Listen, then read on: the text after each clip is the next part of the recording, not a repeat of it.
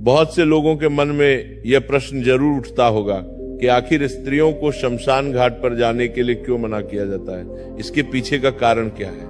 आज हम इस प्रश्न का उत्तर आप सभी को एक अलौकिक कथा के माध्यम से देने जा रहे हैं। इस कथा को धर्मराज ने देवर्षि नारद जी को सुनाई थी। एक बार की बात है, नारायण भक्त देवर्षि नारद जी नारायण नारायण का जप करते हुए यमलोक में पधारते हैं। नारद जी को आता हुआ देखकर यमराज बहुत प्रसन्न हो जाते हैं और नारद जी से कहते हैं, हे ब्रह्मानंदन, यमलोक में आपका स्वागत है।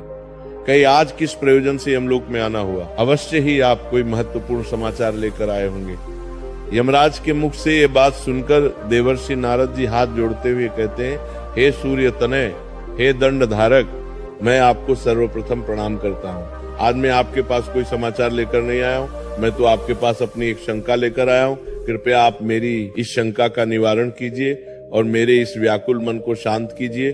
तभी धर्मराज मंद मुस्कान के साथ बोले, हे ब्रह्मानंदन, आपके मन में जो भी प्रश्न है आप निसंकोच होकर पूछिए, मैं अवश्य ही आपकी शंका का समाधान करूंगा।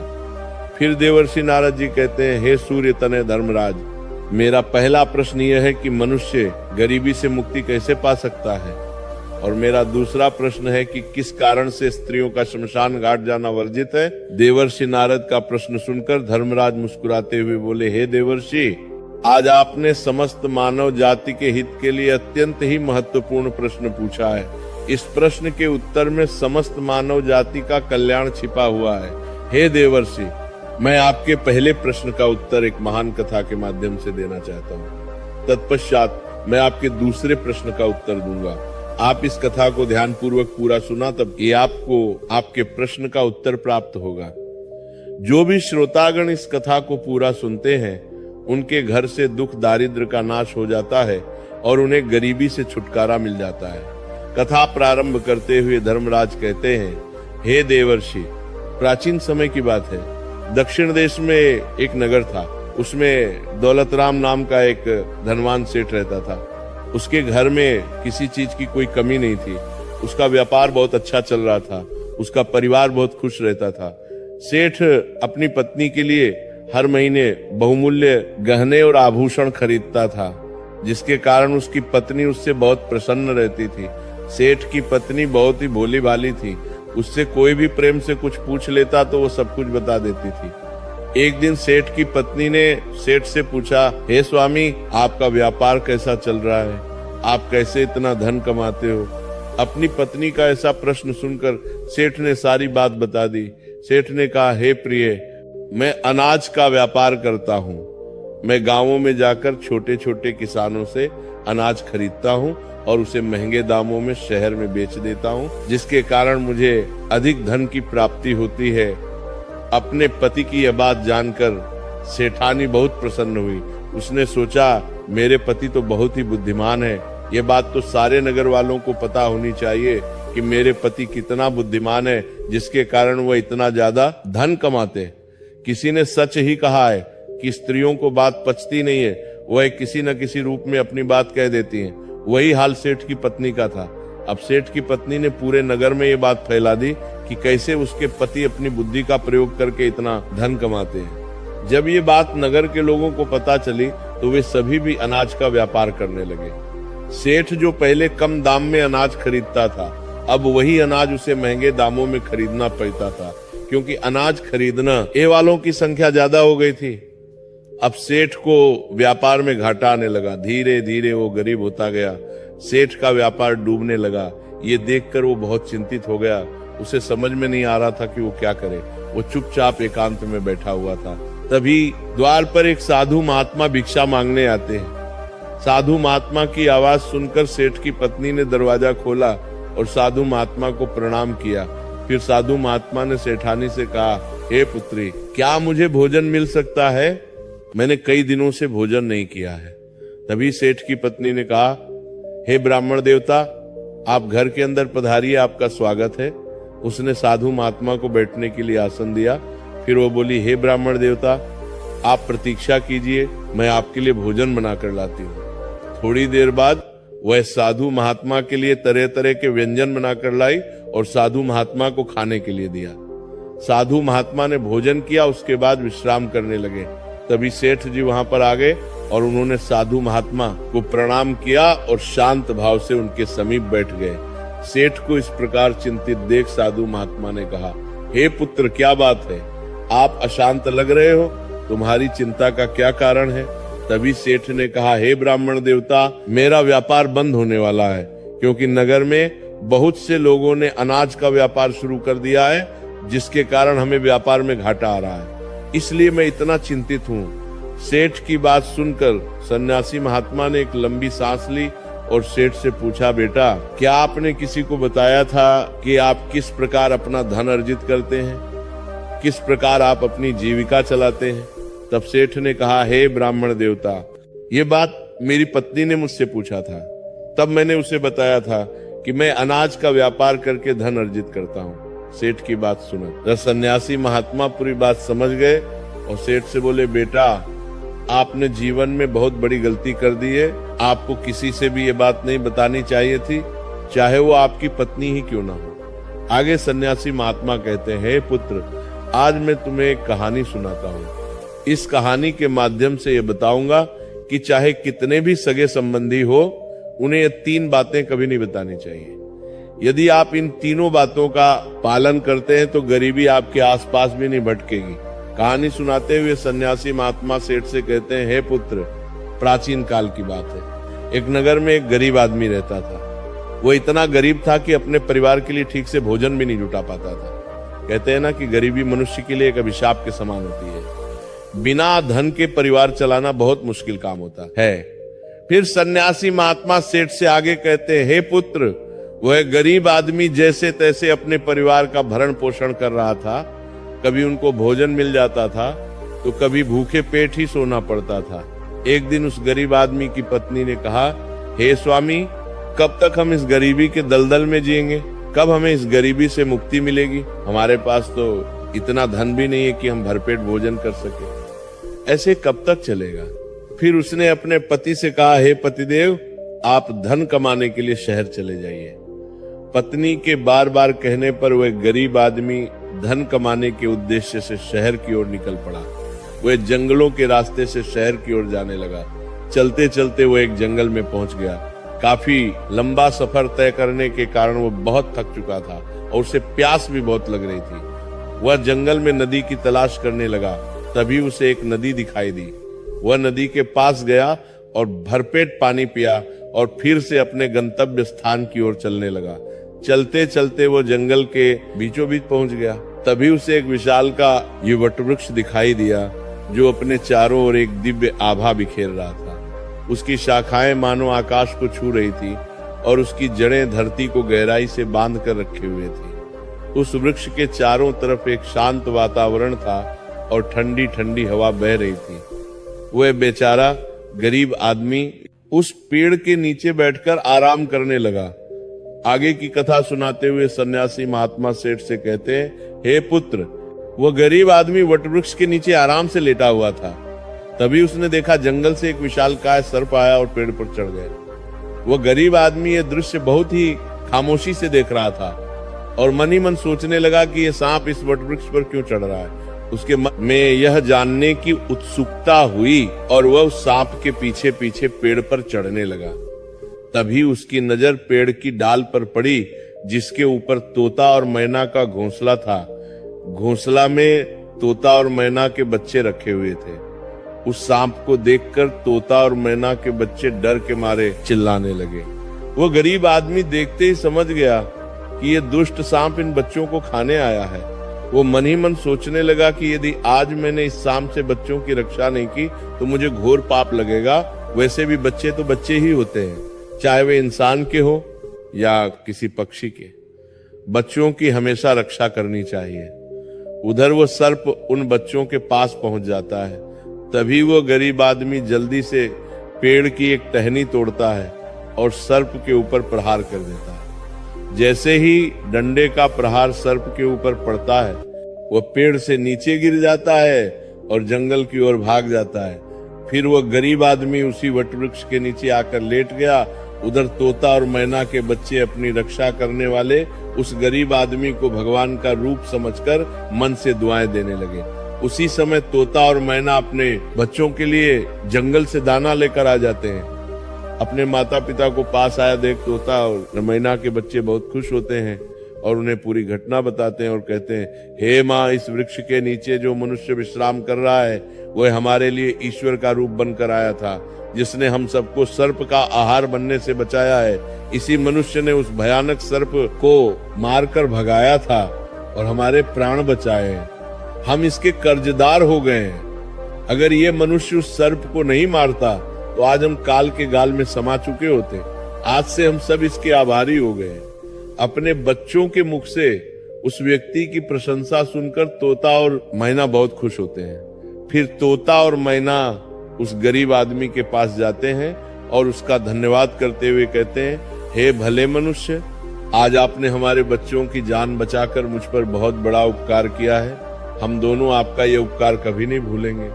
फिर तोता और मैना ने उस गरीब आदमी से पूछा, हे भले मनुष्य, आप कौन हैं और आप कहाँ जा रहे हैं? मित्र, तोता और मैना के पूछने पर वो गरीब आदमी कहता है, हे पक्षियों, मैं एक गरीब आदमी हूँ और धन कमाने के लिए शहर जा रहा था। काफी लंबा सफर तय करने के कारण मैं थक गया था। तभी मेरी नजर इस वट वृक्ष पर पड़ी, जिसकी शीतल छाया के नीचे बैठकर मैं आराम करने लगा। तभी मैंने देखा कि एक दुष्ट सर्प तुम्हारे बच्चों को खाने के लिए तुम्हारे घोंसले के पास जा रहा था। उसी समय मैंने अपने मनुष्य धर्म का पालन करते हुए उस सर्प को मारकर भगा दिया। फिर तोता और मैना बोले, हे भोले मनुष्य, तुमने हम पर बहुत बड़ा उपकार किया है। संसार में सबसे बड़ी खुशी बच्चों से होती है। बच्चों से अधिक प्रिय तो किसी को कोई नहीं होता। आप भी तो धन कमाने अपने बच्चों के लिए जा रहे हैं। अब आपने हमारे बच्चों की जान बचाई है तो हम आपके बच्चों की भूख मिटाना चाहते हैं। तब उन्होंने बताया, हम दोनों तोता और मैना नाम के पक्षी हैं। आज से हम तुम्हारे लिए बहुमूल्य ये मोती ला कर देंगे। हमने सुना है कि ये मोती मनुष्यों के लिए बहुत मूल्यवान होते हैं। हम तुम्हें कुछ मोती देते हैं, तुम उन्हें बेचकर बाजार से अपने लिए कुछ खाने पीने का सामान ले आओ, लेकिन बदले में आज से तुम यहीं रहकर हमारे बच्चों की देखभाल करते रहना। हम तुम्हें प्रतिदिन कीमती मोती लाकर देते रहेंगे। तोता और मैना की बात सुनकर वह गरीब आदमी बहुत खुश हो गया और सोचने लगा, अगर हमें यहीं बैठे बैठे धन मिलेगा तो हमें इतनी दूर शहर जाने की क्या जरूरत। ये सोचकर उस गरीब आदमी ने तोता और मैना की बात मान ली। आगे की कथा सुनाते हुए सन्यासी महात्मा कहते हैं, हे पुत्र, वो गरीब आदमी तोता के द्वारा दिए हुए कुछ मोती लेकर बाजार गया और उन्हें बेचकर अपने खाने पीने का सामान खरीद लाया और उसे वट वृक्ष के नीचे एक झोपड़ी बना ली और वहीं रहने लगा और तोता मैना के बच्चों की देखभाल करने लगा। अब तो तोता और मैना निश्चिंत हो गए। उन्हें उनके बच्चों की रक्षा करने के लिए एक विश्वास पात्र आदमी मिल गया था। अब तो वो बेफिक्र होकर सुबह सुबह अपने घोंसले से उड़ जाते थे और शाम को लौट कर आते थे। अपने बच्चों को घोंसले में सुरक्षित देखकर वे बहुत खुश होते थे और उस गरीब आदमी का धन्यवाद करते थे और बदले में उसे बहुमूल्य मोती लाकर देते थे। इस तरह से धीरे धीरे तोता और मैना के बच्चों की देखभाल करते करते उसे कई महीने बीत गए थे। इधर तोता और मैना के बच्चे भी धीरे धीरे बड़े हो गए। अब उस गरीब आदमी को अपनी पत्नी और बच्चों की याद आने लगी। फिर उसने एक दिन तोता और मैना से कहा, हे पक्षियों, बहुत दिन हो गए हैं, मैं अपने घर नहीं गया। पता नहीं हमारी पत्नी और बच्चे कैसे और किस हाल में है। ये सुनकर तोता और मैना ने कहा, हे भले मनुष्य, अब तुम निश्चिंत होकर अपने घर जाओ और अपने बच्चों के साथ रहो। हमारे बच्चे भी अब उड़ने के काबिल हो गए हैं, अब मुझे कोई भय नहीं। तुम अपनी पत्नी और बच्चों की देखभाल करो।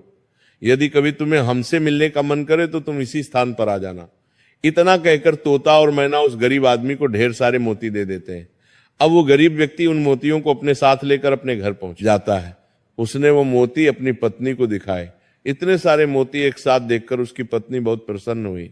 उसने पूछा, पतिदेव, तुम ये कीमती मोती कहाँ से लेकर आए हो? तब उस आदमी ने अपनी पत्नी से कहा, हे प्रिय, ये सारे मोती मुझे तोता और मैना ने दिए हैं। मैं कई महीनों से एक तोता और मैना के बच्चों की देखभाल कर रहा था। बदले में उन्होंने मुझे ये बहुमूल्य मोती दिए हैं। ये मोती बहुत कीमती और अनमोल है। इन्हें बेचकर हम धनवान बन सकते हैं और इस गरीबी के अभिशाप से बाहर निकल सकते हैं। अब हम इन मोतियों को बेचकर अपने बच्चों के लिए अच्छे अच्छे वस्त्र लाऊंगा और तुम्हारे लिए नए नए आभूषण बनवाऊंगा। आगे सन्यासी महात्मा सेठ से कहते हैं, हे पुत्र। अब वो आदमी उन मोतियों को बेचकर बाजार से अपने घर का सारा जरूरी सामान ले आया और अपने लिए एक बहुत ही सुंदर घर बनवाया। फिर वो अपनी पत्नी और बच्चों के साथ आराम की जिंदगी जीने लगा। एक दिन उस राज्य के राजा रुद्रदेव की तबीयत अचानक खराब हो गई और वो एक गंभीर रोग से ग्रसित हो गया। राजा का इलाज करने के लिए दूर दूर से बड़े बड़े वैद्य हकीम राजा का इलाज करने के लिए आने लगे और अपने अपने तरीके से इलाज करना शुरू कर दिया, लेकिन राजा के स्वास्थ्य में कोई सुधार नहीं हुआ। फिर एक दिन राजकीय वैद्य ने कहा, महाराज, इसका एकमात्र इलाज यही है कि आपको किसी तोते के बच्चे का मांस मिल जाए तो आप बिल्कुल ठीक हो सकते हैं। वैद्य की ये बात सुनकर राजा रुद्रदेव ने अपने मंत्री को बुलाया और कहा, जाओ इसी समय राज्य में घोषणा करवा दो कि जो भी व्यक्ति राजा को तोता लाकर देगा उसे 100 स्वर्ण मुद्राएं उपहार में दी जाएंगी। राजा के आदेशानुसार मंत्री ने सारे राज्य में घोषणा करवा दिया कि जो भी व्यक्ति महाराज के लिए तोता लेकर आएगा उसे उपहार में 100 स्वर्ण मुद्राएं दी जाएंगी। ये बात पूरे राज्य में हवा की तरह फैल गई। नगर के लोग तोते की तलाश में इधर उधर जंगलों में जाने लगे, लेकिन किसी को भी तोता नहीं मिला। अंत में सबके हाथ में निराशा ही आई। आगे की कथा सुनाते हुए सन्यासी महात्मा सेठ से कहते हैं, हे पुत्र, एक दिन उस गरीब आदमी की स्त्री अपने पड़ोस में कुछ स्त्रियों के साथ बैठकर बात कर रही थी। तभी बातों ही बातों में उन सबके बीच तोते की चर्चा छिड़ गई। तभी एक स्त्री उस गरीब आदमी की पत्नी से बोली, बहन, क्या तुम्हें पता है कि राजा किसी गंभीर रोग से ग्रसित हैं जिनके इलाज के लिए वैद्य ने एक तोता लाने के लिए कहा है। वैद्य के कहने पर राजा साहब ने तोते का बच्चा लाने का आदेश दिया है और साथ में यह भी कहा है कि जो भी तोते का बच्चा लेकर आएगा उसे वह 100 स्वर्ण मुद्राएं उपहार में देंगे। आगे वह कहती है, हे बहन, तोता लाना कोई आसान काम नहीं है। इतना ही आसान काम होता तो राजा के पास इतने सैनिक हैं, वह कब का ले आते। जब उस गरीब आदमी की पत्नी ने यह बात सुनी कि राजा साहब बीमार हैं और उन्होंने घोषणा की है कि जो कोई उन्हें तोते का बच्चा लाकर देगा उसे वो उपहार में 100 स्वर्ण मुद्राएं देंगे, तो ये सुनकर वो बहुत खुश हो गई और उसने कहा, अरे बहनों, तोता लाना कौन सी बड़ी बात है। मेरे पति तो कई महीने तक तोता और मैना के बच्चों की देखभाल करके आए हैं, वह एक नहीं कई तोते ला सकते हैं। इतना कहने के बाद वो अपने घर चली गई। नगर की स्त्रियों ने जब उसकी ये बात सुनी तो उन्होंने अपने अपने पतियों से जाकर बताया। धीरे धीरे ये बात पूरे नगर में फैल गई। जब ये बात राजा रुद्रदेव को पता चली कि उनके राज्य में एक व्यक्ति है जो तोता और मैना के बच्चों की देखभाल करता था और वो उसके लिए तोता लेकर आ सकता है, तो राजा ने तुरंत अपने सैनिकों को आदेश दिया कि जाओ उस आदमी को पकड़कर मेरे सामने उपस्थित करो। राजा का आदेश पाकर राजा के सैनिक उस आदमी को पकड़कर राजा के सामने लाकर खड़ा कर देते हैं। राजा ने उससे क्रोधित होकर कहा, इतने दिनों तक तुमने मुझे तोता लाकर क्यों नहीं दिया? जाओ इसी क्षण तोता लेकर आओ। यदि तुम मेरे लिए तोता लेकर आओगे तो मैं तुम्हें उपहार दूंगा, परंतु तुमने छल करने की कोशिश की तो तुम्हें मृत्यु दंड की सजा मिलेगी। राजा की ये बात सुनकर वो आदमी घबरा गया और बोला, हे महाराज, आप मेरे प्राण ले लो पर मैं आपको तोता का बच्चा लाकर नहीं दे सकता। मैंने तो उनकी जान बचाई थी। एक रक्षक भक्षक कैसे बन सकता है? उसकी इस बात को सुनकर राजा रुद्रदेव उस पर क्रोधित होते हुए बोले, अगर तुमने हमारी बात नहीं मानी और तोता का बच्चा लाकर नहीं दिया तो हम तुम्हारी पत्नी और बच्चों को मरवा देंगे। आगे सन्यासी महात्मा सेठ से कहते हैं, हे पुत्र, मनुष्य सबसे ज्यादा कमजोर तब पड़ता है जब उसके बच्चों की सुरक्षा की बात आती है। ऐसे में वो कुछ भी करने को मजबूर हो जाता है। राजा की बात सुनकर वह गरीब आदमी बहुत घबरा गया।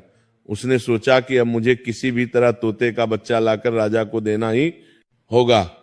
वो गुस्से में घर आया और अपनी पत्नी को डांटने लगा और बोला, तुमने ये क्या अनर्थ कर दिया? तुम्हें बिल्कुल भी समझ नहीं है हम क्या करते हैं और कहां जाते हैं। ये बात किसी को नहीं बतानी चाहिए, लेकिन तुमने तो ये बात नगर की स्त्रियों को बता दिया। तुम्हारी ये बात उसे दुष्ट राजा रुद्रदेव तक पहुंच गई। तुम ही बताओ मैं क्या करूं? जिस तोता और मैना के बदौलत आज हमें खाने को भोजन, रहने को नया घर और पहनने को अच्छे वस्त्र मिले हैं जिनके कारण हम गरीबी के दलदल से बाहर निकले हैं। मैं उनके साथ इतना बड़ा धोखा कैसे कर सकता हूं? तुमने ये बात उन महिलाओं को बताकर बहुत बड़ी भूल की है। फिर जब उसका गुस्सा शांत हुआ तो उसने अपनी पत्नी को समझाते हुए कहा, प्रिय, अपने घर की कुछ बातें दूसरों से कभी नहीं कहनी चाहिए।